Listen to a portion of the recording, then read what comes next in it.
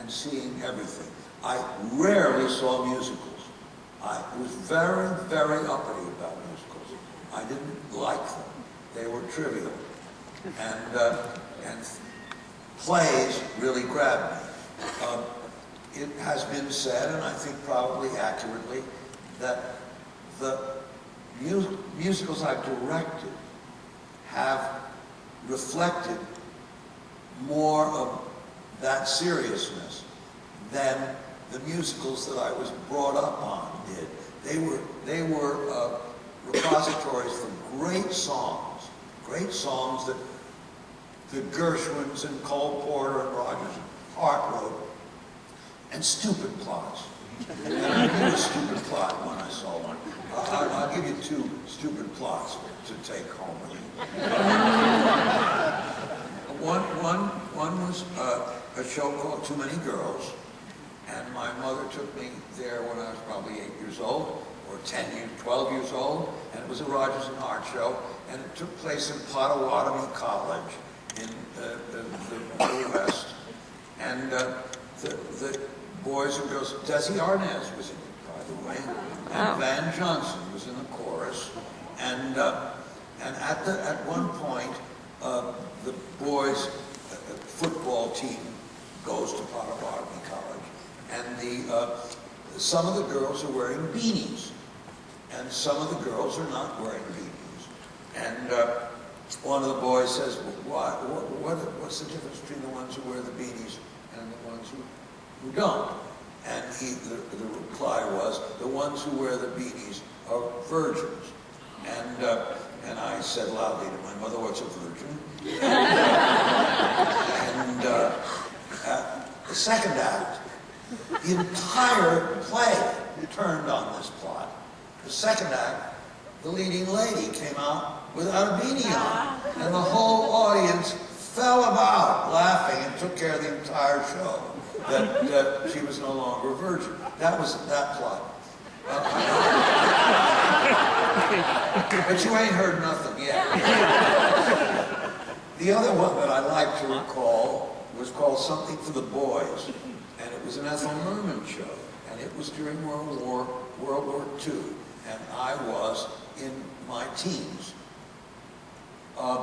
And its plot was that this woman had somehow or other mysteriously gotten graphite on her teeth, and she was, unbeknownst to her, passing spy material, enemy spy information, through her mouth. And that was the plot of that musical. Huge hit. So you see, when I finally got to doing musicals, I had a different idea in store. And thanks to Stephen Sondheim, thanks to Candor and Ebb, when I did Cabaret, which was it's hard to believe today that Cabaret was such a groundbreaking subject. But I mean, we had Nazis on stage, and we had the whole works, and that was the kind of material that attracted me. As had the Sondheim shows, they all dig more, until something like Sweeney Todd is just, you know, the apex of what would have been considered non-musical material in the old days. However, I will say, a lot of musical material which is now acceptable, you're sitting in a theater, is operatic material. It would always have been fine for the opera form, but and I think I've probably been somewhat instrumental in that, muddied that, so that we now don't make the distinction between operatic material and musical theater material. Another thing that you might have thought of is that popular music is not the music of musical theater. Popular music is that all that rock and roll and rap stuff And it's very difficult to use that popular music in the theater. Very difficult to tell a story, to have lyrics that edify character and conflict. And that's why, and by the way, that's why the job of writing lyrics is so difficult in the theater. But so many rock performers will be heard to say, I wrote 3 songs last weekend and recorded them, and you'll believe it. But they're not the same requirement at all. You know. Here we go, we got the mic.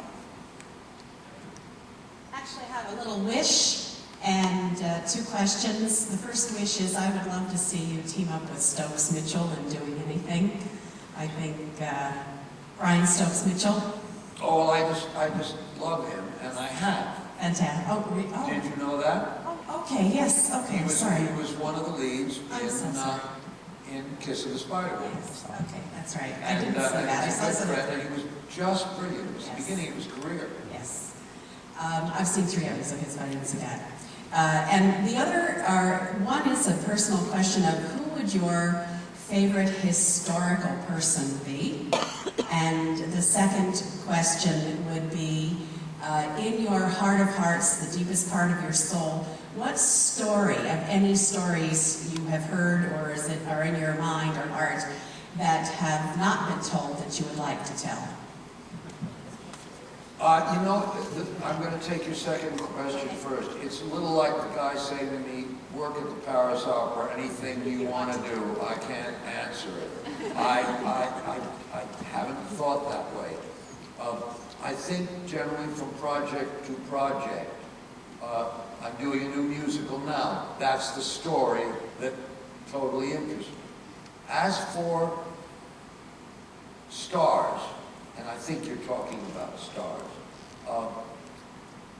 I've never been one to cast stars, but I have worked with a lot of stars because they're the best person for the job, and because there's a kind of star who has earned that stardom because they're that good. There are a lot of stars who whisper into microphones who would be useless to me, but they are stars. But they would not have the technique that I need. But when you say, what are some of the best experiences I've ever had, which you haven't quite asked, Angela Lansbury would be high on the list. Mandy Patinkin would be high on the list. I never got to work with Mary Martin or Ethel Merman, but I got to know both of them very well as a young producer. And really, before I got to direct, they then had retired. But they were dynamite, and they had a call on technique that was extraordinary.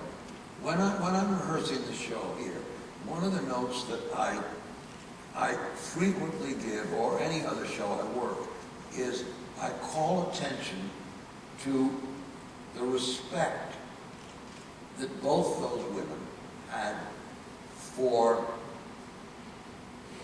consonants, for the ends of words. If you listen to a recording of Mary Martin's, you will think, hey, that's exaggerated. She's just really ripped hell out of the T at the end of that word. But that is very important to understanding what people are singing, and you get it right away. And those women knew really how to do that. And God knows Angie knows how to do that.